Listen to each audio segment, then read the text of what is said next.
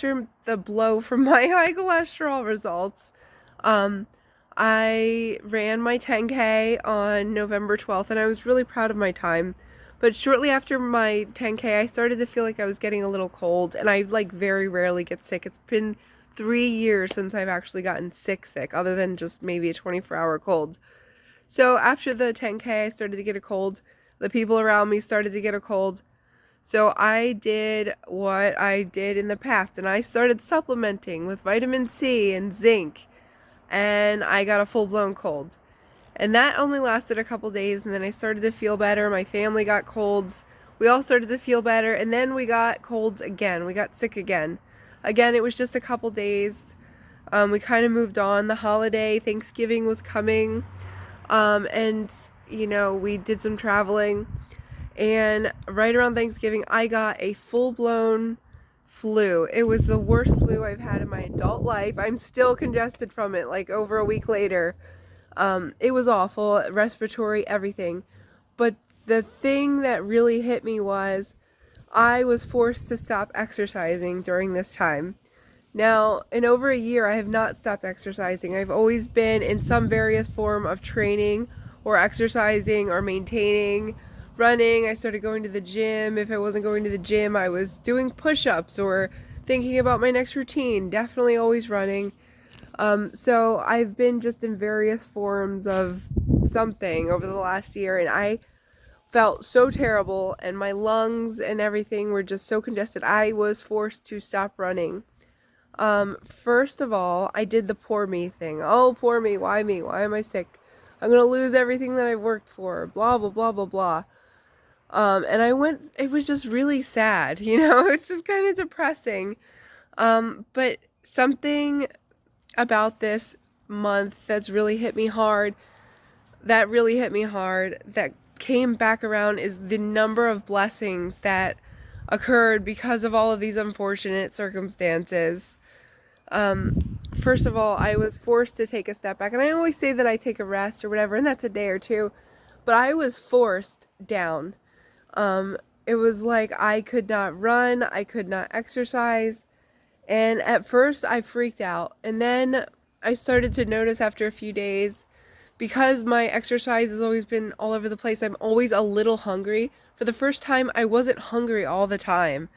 My hunger cues started to be like a normal human being, and what was really, really cool was, when I started to feel a little better, maybe I'd take a walk or do some sort of exertion, and after I'd exert myself even slightly, I'd feel the hunger afterwards, just the slight hunger that matched the exertion or the energy output that I put out. And it was like the coolest thing. I've never been so in tune with my body. It was like a miracle, and it was like, I remember being very blessed and very grateful by that feeling, because it was something that I don't think I've ever really felt to that level, to be so in tune with my hunger and body. That was really cool. Second, I did not realize how tired my body was, because for over a week and a half, I could not run or exercise. I don't have inflammation. Because of my diet, I don't really have pain and inflammation in that respect. But my legs and muscles, because I run and stuff, they're sore.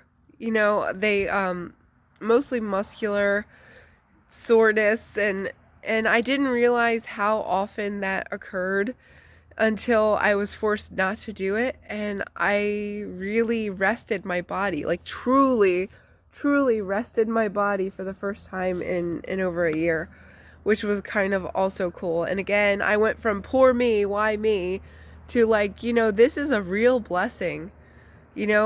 I was forced to sit down and take an inventory of where I was and what I was doing.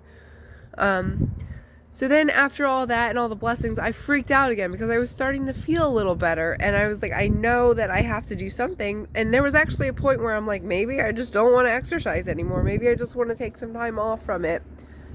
But I will tell you, exercise does make me feel better. It really helps. I'm like an anxious overthinker, so it really does help me clear my mind.